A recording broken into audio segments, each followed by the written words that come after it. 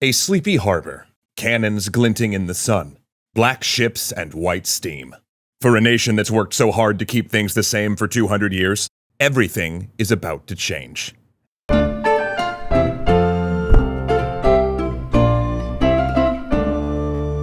This extra history is brought to you by the new card game Cyberpunk Legends, which is kickstarting right now. Actually, let's break the ad format here for a second, because in creating the game I just mentioned, our founder James actually ended up doing a deep dive on the history of Japanese companies, trying to understand how they became such a roaring success in the 80s that they ended up as the villains in so much cyberpunk media. And all the stuff he found was so fascinating that he penned this bonus episode that ties quite nicely into our previous Japanese history series, which you can see right here or in the links below. But I'll recap here a little bit just in case you haven't watched those yet.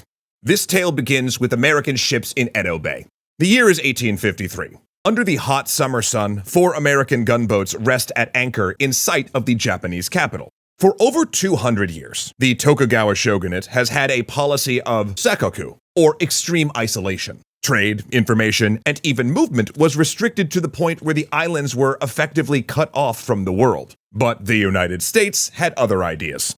They needed new ports for their goods and a new coaling station for their ships on the way to China. So, by diplomacy or daring, they were going to make Japan open, whether its people wanted it or not.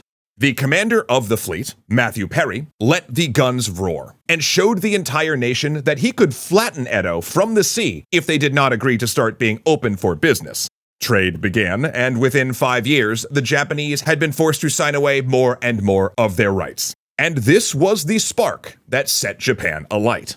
Since the Sengoku Jidai, Japan had been ruled by the shogunate and remained a strictly feudal society. But without the rampant wars of the earlier eras, the warrior caste became bureaucrats. They administered the land, collected taxes, and became government functionaries. But without those wars, there was also no possibility for advancement. Children inherited the jobs of their parents. People taught to believe themselves to be a proud and noble warrior spent their whole lifetime as the feudal equivalent of being a clerk at the DMV. And as the years became centuries, the currency devalued and the fixed income of the samurai bought less and less, yet the law essentially forbade them from taking other jobs. Meanwhile, by law, they were required to keep and support residences in the capital. So they often fell into poverty and debt. The entire warrior class was at its breaking point.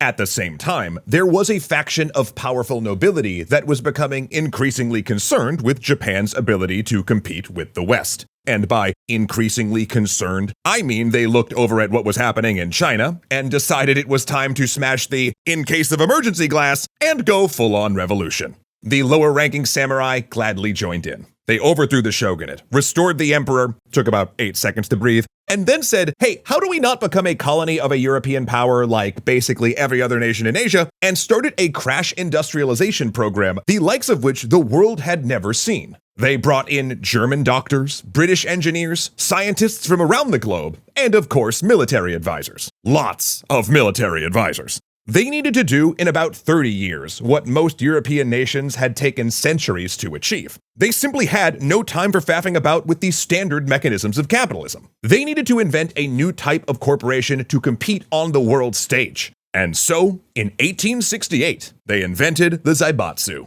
where all the cyberpunkiness begins.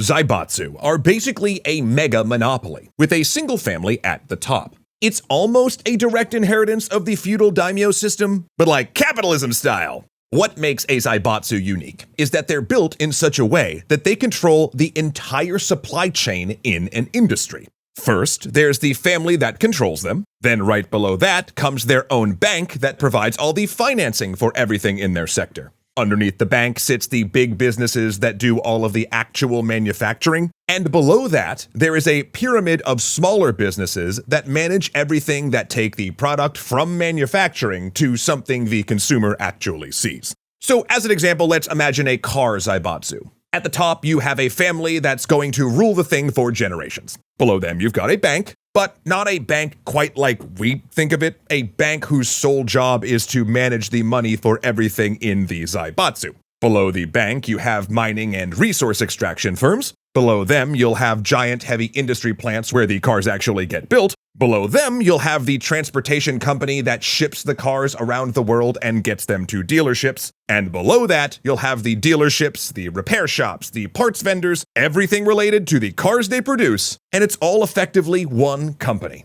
Absolute monopoly and absolute efficiency. By owning the entire chain, the zaibatsu could operate at a level and a speed that no company that used outside dealerships, shippers, or mining operations possibly could.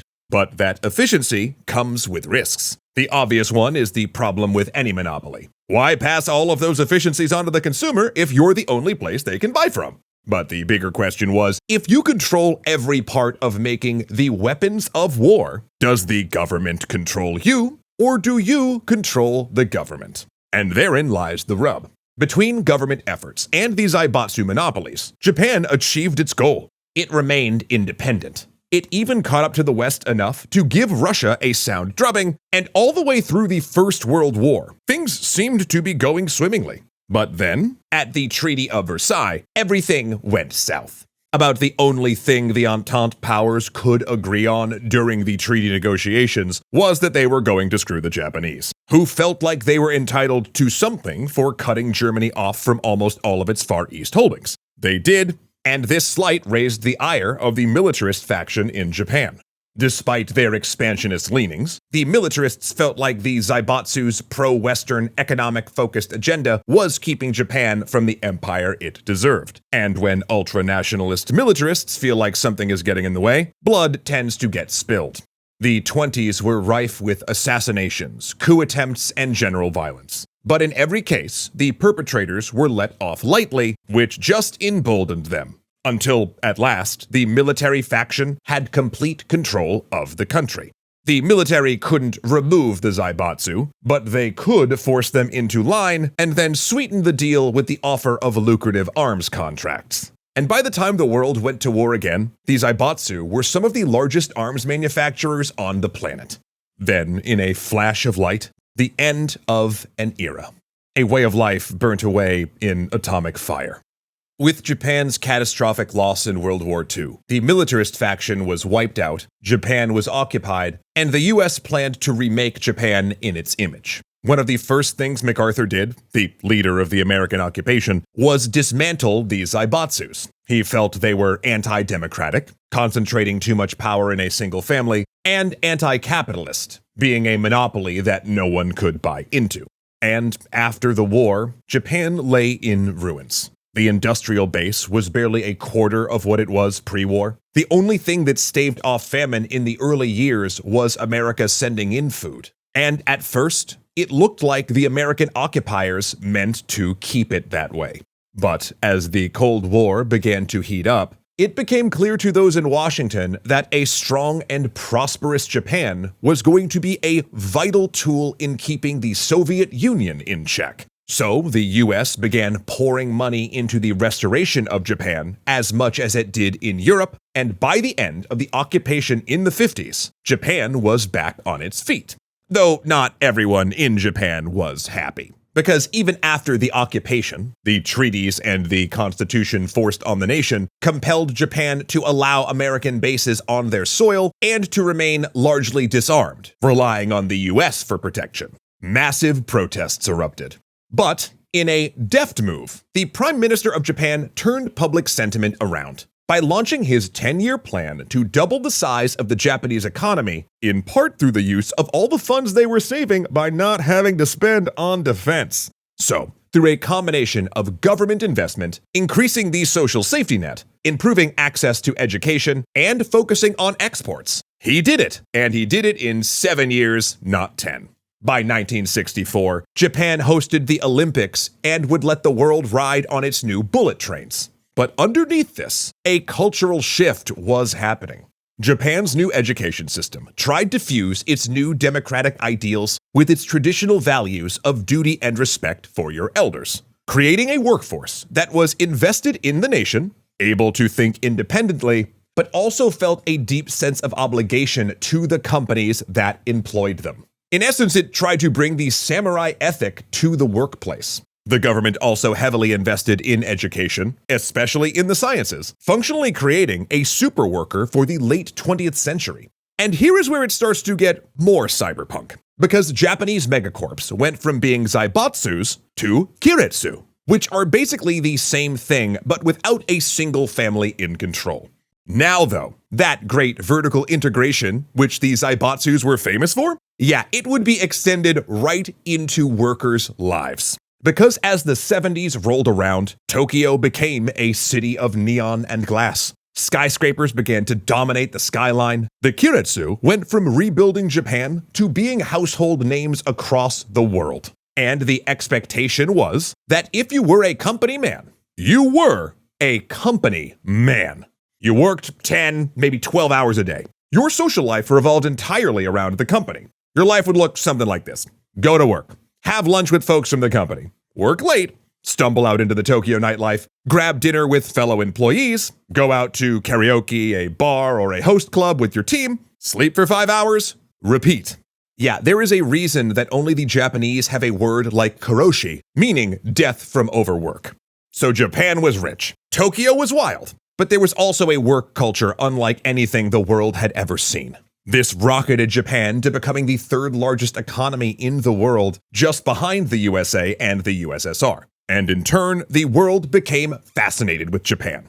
Japan was seen as the future, as the high-tech cutting edge. Whole districts of Tokyo were devoted to trade in rare and high-end electronics. Japan started to export culture on a scale it never had before, with things like anime and manga beginning to make a toehold in Western markets, and Japanese goods were no longer desired solely because they were cheap. Rather, a whole line of luxury products started flowing out of the country and into the country, as a spending craze took hold of a populace drowning in its newfound wealth.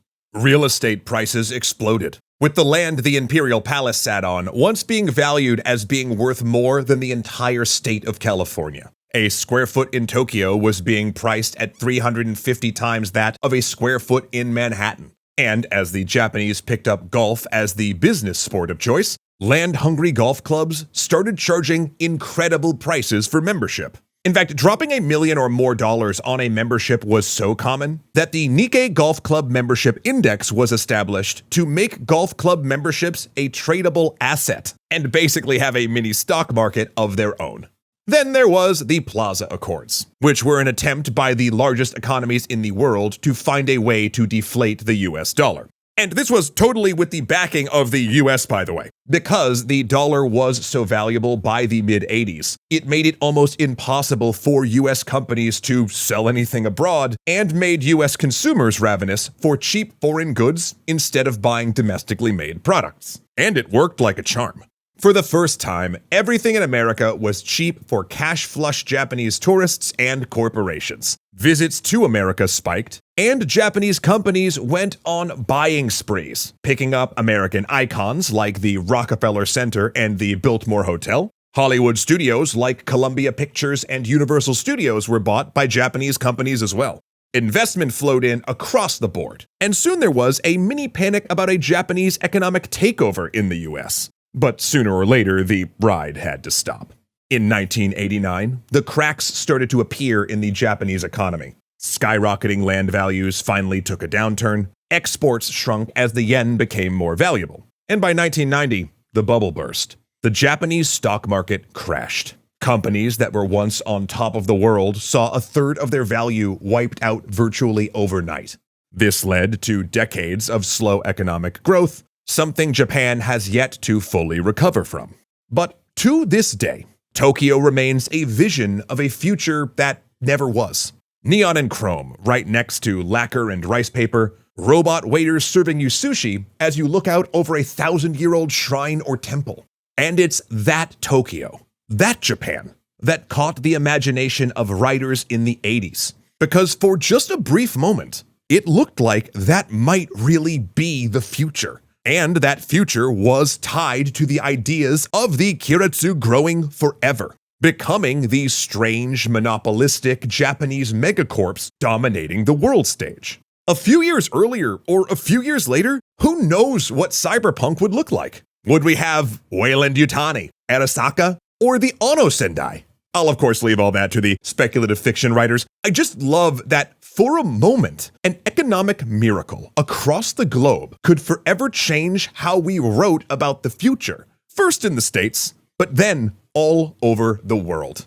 And if you would like a look at a phenomenal instance of this impact 30 years on, then you've gotta come join me in Night City with James's kick-ass new card game, Cyberpunk Legends. A strategic co-op narrative card game that takes place in the far distant future of 2012, before anything else in the Cyberpunk timeline. In it, you and your crew pick unique classes, complete with abilities and upgrades, and then shape the outcome of various scenario decks that let you live out a fast-paced Cyberpunk story, complete with choices, puzzles, and combat with no GM required. I've actually been playtesting this for the last few years with James and the Night Crew Games folks, and I loved it so much that I volunteered to go out to Gen Con this year and help run it for strangers for 4 days to show them the magic. We sold out slots in like 19 minutes. It was legit a blast. But lucky for all of you at home, the Kickstarter for Cyberpunk Legends just went live. So to check it out for yourself, just click the link in the description, or I just hacked a QR code up right there and you can scan that as well. I believe in this game so much. It is always really nice when a friend makes something and you want to support them. It's also really great when that thing is just truly, truly awesome. So I really believe in Cyberpunk Legends, and I think you will love it at your gaming table. Again, to snag Cyberpunk Legends for yourself, click or scan here. And then once your legend is born, check out our next video here. I gotta tell you, Ziliad's Architectures, Lotus Wolf, Joseph Blame, Hunter Z, Dominic Valenciana, Arles Alls Posting, and Angelo Valenciana are just the best beans in the business.